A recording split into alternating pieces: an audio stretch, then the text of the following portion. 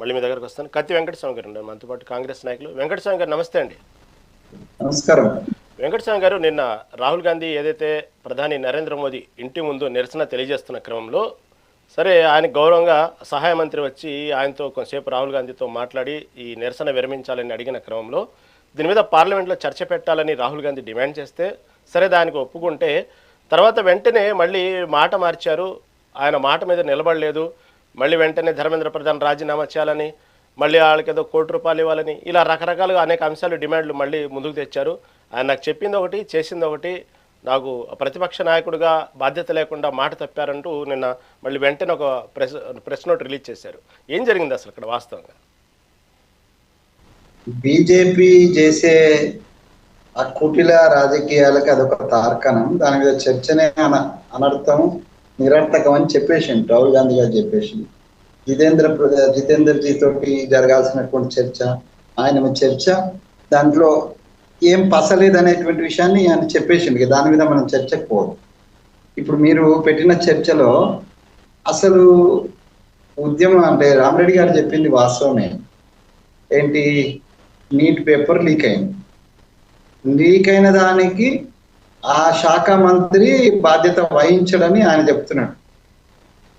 విలువల గురించి, నైతికత గురించి మాట్లాడేటువంటి భారతీయ జనతా పార్టీనే నైతిక విలువలకు దూరంగా తిలోదకాలు ఇస్తే, అది మాట్లాడేటోళ్ళే అది తిలోదకాలకు ఇచ్చిన తర్వాత ఇంకా వాళ్ళని ఏమంటాం, ఇక వాళ్ళ విజ్ఞతకే వదిలేయాలి. రాజీనామా చేస్తాడా చేయడా అనేటువంటిది చేయడు. నిర్లజ్జగా నేను చేయను, నాకు బాధ్యత లేదని అంటే ఏమంటాం, ఇంకా ఏమనలేము. అయితే వారు చెప్పిన దాంట్లో ఒక వాస్తవం ఏంటంటే వెంటనే ఏంటి అదే నేషనల్ టెస్టింగ్ అథారిటీ ఇమ్మీడియట్ గా చర్యలు తీసుకున్నది, క్యాన్సిల్ చేసింది, మళ్ళీ ఒక ఎగ్జామ్ పెట్టింది, దాని రిజల్ట్ కూడా వచ్చింది. అసలు మీకు చర్చలో ప్రధాన అంశాన్ని మర్చిపోతున్నారు. అసలు మళ్ళీ ఈ ఉద్యమం రాజుకోవడానికి కారణము ఏంటి అనేది మీరు ఆలోచిస్తలేదు. రీ ఎగ్జామ్ యొక్క రిజల్ట్ వచ్చిన మాట వాస్తవం, రిజల్ట్ లో అవకతవకలు జరిగిన మాట వాస్తవం. రిజల్ట్ లో అవకతవకలు జరిగినాయి కాబట్టి ఈ ఉద్యమం మళ్ళా ఉద్యమంగా ఇంకొక రూపంలో ఉద్యమంగా వచ్చింది. ఏం అవకతవకలు జరిగినంటే, సార్ రామరెడ్డి గారికి కూడా తెలుసు, వారు కూడా కంటిన్యూస్ పాలిటిక్స్ లో ఉన్నారు గత 5-10 సంవత్సరాల నుంచి. ఇక్కడ 2019-20కి సంబంధించి ఇంటర్మీడియట్ రిజల్ట్స్ విషయంలో వినోదన్న మీకు కూడా ఐడియా ఉండాలి. ఈ ఇంటర్మీడియట్ ఎగ్జామినేషన్ సంబంధించి ఒక రిజల్ట్స్ వచ్చినాయి. గ్లోరినా అనేటువంటి ఒక సంస్థకు అప్పుడు కేసీఆర్ గారు దాన్ని కాంట్రాక్ట్ ఇచ్చినారు. వాళ్లకు ఈ ఎగ్జామినేషన్ సంబంధించినటువంటి ఏ అంశాలలో ప్రావీణ్యం లేకపోయినా వాళ్ళకి ఇచ్చినారు. వాళ్ళకి ఇస్తే ఏం జరిగింది మనం చూసినాము. అప్పుడు వాళ్ళు ఇచ్చిన ఫస్ట్ రిజల్ట్స్ లో చాలా మంది రిజల్ట్స్ ఒక తీరుగా వచ్చినాయి, తర్వాత తీరా మెమోస్ వచ్చేసరికి వేరు వచ్చినాయి. దాని నా కొడుకు, నేను స్వయంగా బాధితున్న దాంట్లో, నా కొడుకు బాధితుడు. ఫస్ట్ 2 వచ్చినటువంటి స్టూడెంట్ మెమోలో చూస్తే 200 చిల్లర ఏదో వచ్చినాయి. 1-2 సబ్జెక్ట్స్ పోయి వచ్చినాయి. ముందు 80-70% తో పాస్ అయింది. ఇదే విషయము ఇదే గ్లోరినాకు సంబంధించి పేరు మార్చి ఇదే సంస్థ ఇప్పుడు మొన్న రిజల్ట్స్ ఇచ్చింది. ఏది, నీట్ రిజల్ట్స్. ఈ రిజల్ట్స్ లో కూడా ముందుగా ఓఎంఆర్ షీట్ ప్రకారము 615 మార్కులు వచ్చినటువంటి ఒక అమ్మాయి, ఢిల్లీకి సంబంధించిన అమ్మాయి, యాదృచ్ఛికంగా నేను మొన్న 2-3 రోజులు నేను ఢిల్లీలో ఉన్నాను. ఆ ఢిల్లీలో నేను ఏదైతే హోటల్కి వెళ్ళానో అదే హోటల్ యజమానికి సంబంధించిన కూతురు సంబంధించి నాకు చూపించినారు. ఫస్ట్ స్క్రీన్ షాట్ తీసినారు, దాంట్లో 617 మార్కులు వచ్చినాయి. తీరా షీట్ ఇస్తారు కదా మళ్ళా, ఇది నీట్ వల్ల షీట్ ఇచ్చి రిజల్ట్ వచ్చేసరికి 217 వచ్చింది. సో ఇట్లాంటి చాలా అవకతవకలు, కంప్యూటరైజ్డ్ అవకతవకలు జరిగినాయి. ఇగో ఈ అవకతవకల కారణంగా ఈ ఉద్యమం మళ్ళీ రాజుకున్నది. ఇది అందరు మర్చిపోతున్నారు. అందరు దీన్ని పక్కన పెట్టేసి ప్రధాని గారి రాజీనామా కోసమే మొత్తం ఉద్యమం నడుస్తుంది అనేది తప్పు. ప్రధాని గారి రాజీనామా అనేటువంటిది ఒక అంశము, దాన్ని డిమాండ్ చేసిండు. ఆయన ఆర్థిక బాధ్యత వహించని అన్నాడు, నైతిక విధాలు నాకు లేవురా భయ్ అని అన్నాడు, అయిపోయింది కదా. ఆయన చేస్తాడా చేయడా, అంతకంటే నైతిక విధాలలో టాప్ లో ఉన్నటువంటి మోడీ గారు చేస్తారా చేయిస్తారా అనేది వాళ్ళ విజ్ఞతకే వదిలేద్దాం. కానీ రామరెడ్డి గారు చెప్పినట్టుగా ముందు దాన్ని సర్దినా కూడా రెండో వచ్చినటువంటి రిజల్ట్స్ లో జరిగిన అవకతవకల కారణంగా ఈ విద్యార్థి ఉద్యమం మళ్ళీ రాజుకున్నది రామరెడ్డి సార్. సో ఇది ఒక పాయింట్, దీన్ని మనం గమనిస్తలేము. దీంట్లో మీరు ఒకసారి క్రాస్ చెక్ చేయండి.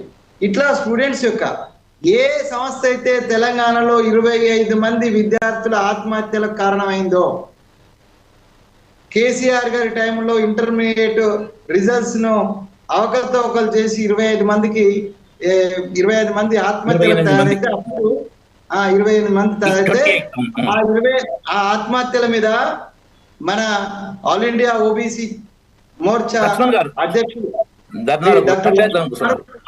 తీసుకుపోయింది ఈ విషయాన్ని.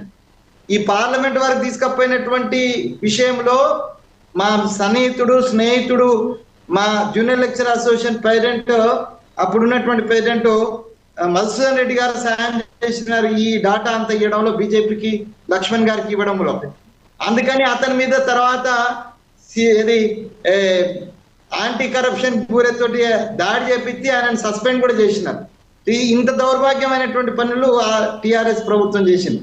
అదే సేమ్ సంస్థ మరి ఎలా ధర్మేంద్ర ప్రధాన్ గారిని పట్టుకున్నారు, ఎలా బీజేపీ వాళ్ళను మేనేజ్ చేసినారు, ఇంత దొంగ సంస్థకు బీజేపీ ఎందుకు ఇట్లా ఇచ్చింది అనేటువంటిది మనకు తెలియదు. బట్ బీజేపీ వాళ్ళు లేకపోతే కేంద్ర ప్రభుత్వము ఈ గ్లోరీనా అనేటువంటి సంస్థ ముందట బొక్కబోర్లా పడింది, మోసపోయింది. వాళ్ళు ఇవ్వాలని ఇచ్చిందని నేను అంటలేను, లేకపోతే చేయాలని చేసిందని నేను అంటలేను. ఒకసారి జరిగిన తప్పుని సరిదిద్దుకోవడానికే ప్రయత్నం చేస్తారు ఎవరైనా. ఆ సరిదిద్దుకునే క్రమంలో చేసినటువంటి బ్లండర్ మిస్టేక్ ఏంటంటే ఈ గ్లోరీనా అనేటువంటి పేరు మార్చుకున్న సంస్థకి ఇవ్వడం వల్ల ఇవాళ రిజల్ట్స్ లో ప్రాబ్లం వచ్చింది. ఇదంతా అంటే లీకేజ్ తర్వాత మళ్ళీ రీఎగ్జామ్ లో కూడా జరిగినటువంటి రిజల్ట్స్ లో జరిగినటువంటి అవకతవకల కారణంగా ఇదంతా పెద్ద ఒక ఒక కంపలాగా తయారైపోయి ఇప్పుడు డిమాండ్ ఎక్కడ దాకా పోయిందంటే ప్రధానమంత్రి గారు కూడా రిజైన్ చేయాలనే కాడికి పోయింది. ఎందుకు పోయింది? మొన్న జరిగిన, నేను ప్రత్యక్షంగా అక్కడ ఉన్నా, అది లాఠీ చార్జ్ అంటారా అండి? అది గొడ్లను కొట్టినట్టు కొట్టడం అండి. నేను కూడా విద్యార్థి నాయకుడు, ఆయన ఆ రామరెడ్డి గారికి చెప్పి నేను ఏబీపీలో పనిచేసిన, మమ్మల్ని కూడా ఇక్కడ దాంట్లో కొంతమంది మేము క్యాపిటేషన్ ఫీజుకి వ్యతిరేకంగా వినోద్ భాయ్ మేము ఏబీపీ నుంచి క్యాపిటేషన్ ఫీజుకి వ్యతిరేకంగా మేము ఉద్యమం చేస్తే పీడిఎస్ మిత్రులు దాంట్లో చొరబడి రాళ్ళేస్తే వీపులు పలిగింది ఏబీపీలై, కాళ్ళు ఇరిగింది ఏబీపీలై, కానీ రాళ్ళేసింది పీడిఎస్. నిన్న జరిగిన ఉద్యమంలో కూడా అంతే, అసలు ఆ పిల్లలకు సంబంధం లేదు, రాళ్ళేసిన అసాంఘిక శక్తులు వేరు. వాళ్ళని గుర్తించడంలో పోలీసు ఫెయిల్ అయిపోయి అమాయక విద్యార్థులను కొట్టేటువంటి తీరు ఉంటుంది. రామరెడ్డి గారు దానికి కొన్ని నామ్స్ ఉంటాయి, ఇది లాఠీ చార్జ్ కొన్ని నామ్స్ ఉంటాయి. ఆ నామ్స్ ని బట్టి పట్టించకుండా గతంలో కనుక తెలంగాణ ఉద్యమంలో బాష్పాయిలు వేసినట్టుగా అప్పుడున్న ప్రభుత్వ పెద్దలు చేసినట్టుగానే ఇప్పుడు కూడా అమానుషమైనటువంటి ఒక లాఠీ చార్జ్ కారణంగా ప్రధానమంత్రి గారి ఇంటి ముందట ధర్నా చేయాల్సి వచ్చింది. ఆ ధర్నాకు నేతృత్వం ఎల్ఓపి గారు వహించినారు, వారు డిమాండ్ పెట్టినారు. చేస్తారా చేయరా అని ఇప్పుడు పబ్లిక్ డిమాండ్ వస్తుందండి, డిమాండ్ లో రకరకాల డిమాండ్స్ వస్తాయి. కానీ నేనేమంటున్నానంటే రాజీనామా చేయగానే సమస్య ఎంత సాల్వ్ అవుతుంది అని కూడా నేను అనుకోవట్లే. కానీ రాజీనామా చేయడం అనేది ఒక నైతిక బాధ్యత వహించడం అనేటువంటిది ఈ దేశ సాంప్రదాయాలలో కొన్ని ఉన్నాయి. కొన్నిసార్లు కొన్ని స్టేట్ లెవెల్లో, కొన్ని సెంట్రల్ లెవెల్లో చాలా పెద్ద పెద్ద వ్యక్తులు, లాల్ బహదూర్ శాస్త్రి గారి నుంచి మొదలుకొని వాజ్పేయి గారికి డిఫరెన్స్, ఒక్క ఓటు డిఫరెన్స్ వస్తే కూడా రాజీనామా చేసి నాకు వద్దు, ఈ అనైతికత వద్దన్నాడు. వాజ్పేయి గారి యొక్క నీతి నియాయితీ ఏంటంటే ఇది హిమాచల్ ప్రదేశ్ లో ఒక సీట్ తక్కువ వస్తే, ఒక సీట్ నేను చెప్తా వినండి, ఒక సీట్ తక్కువ వస్తే మేము ప్రతిపక్షంలో కూర్చున్నాం అంటే అంత నిజాయితీ గల నాయకులు ఉన్నటువంటి ఈ దేశంలో ఇవాళ ఆ నిజాయితీకి ప్రతిరూపం చూపాల్సినటువంటి ధర్మేంద్ర ప్రధాన్ గారు, నేను, ప్రకాష్ జావడేకర్, తర్వాత ఇప్పుడు ఉన్నటువంటి నడ్డా గారు, వీళ్ళందరం కూడా మేమంతా ఏబీపీలో కలిసి ఫుల్ టైమర్ గా పనిచేసిన, నేను కూడా ఫుల్ టైమర్ గా పనిచేసిన, ధర్మేంద్ర ప్రధాన్ గారు మా బ్యాచ్ మేట్, నడ్డా గారు మా సీనియరు, మేమంతా కలిసి పనిచేసినాం. విద్యార్థి ఉద్యమాల గురించి చాలా స్పష్టమైన ఐడియా ఉన్నటువంటి ధర్మేంద్ర ప్రధాన్ గారుగా ఒక తప్పటడుగు వేసినారు.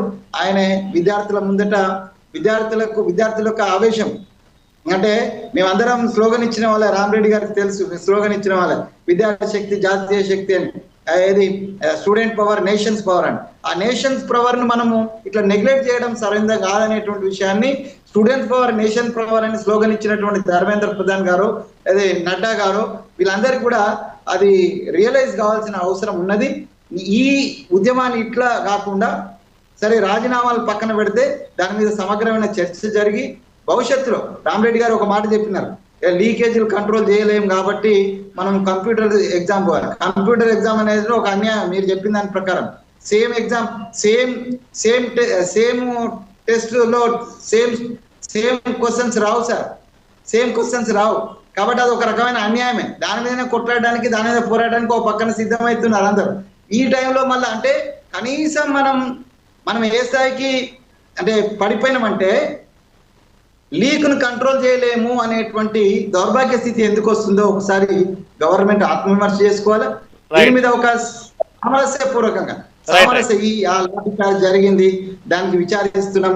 సరే కేంద్ర ప్రభుత్వం కూడా విచారం వ్యక్తం చేసింది, ఈవెన్ ప్రధానమంత్రి గారు కూడా ఏదో విచారం వ్యక్తం చేసినారు. లాఠీచార్జ్ విషయంలో ఇట్లా జరగకుండాల్సింది, విద్యార్థుల విషయంలో అది ఈ లీకేజ్ ఇదంతా పాపం అది అనేదో మాట్లాడిండ్రు అనేటువంటి కూడా నేను విన్నాను. సరే ఇవన్నీ ఒక ఎత్తు అయితే ఈ భవిష్యత్తులో ఈ లీకేజ్ కానీ లేకపోతే ఇట్లాంటి ఆందోళనకు అవకాశం కానీ లేకుండా చూడాల్సిన సంపూర్ణ బాధ్యత కేంద్ర ప్రభుత్వం మీద ఉంది, రాష్ట్ర ప్రభుత్వాల మీద ఉంది. సో ఆ దిశగా మనం ఒక సమగ్రమైన విద్యా వ్యవస్థ నిర్మాణానికి అందరము పొలిటిసైజ్ చేయకుండా, పాలిటిక్స్ చేయకుండా సమగ్ర విద్యా వ్యవస్థ యొక్క సమగ్రతకు, దాని యొక్క భద్రతకు కట్టుదిట్టమైన చర్యలు తీసుకోవాలని రైట్ వెంకటస్వామి గారు. కృష్ణారెడ్డి గారు, వెంకటస్వామి గారు చెప్పినట్టు ఇంటర్మీడియట్ సంబంధించినట్టు బోర్డు సమయంలో ఆ టైంలో ఎగ్జామ్స్ టైంలో ఓకే రామరెడ్డి గారు ఏదైతే ఇంటర్మీడియట్ సంబంధించిన విషయంలో మనకు అతి వెంకట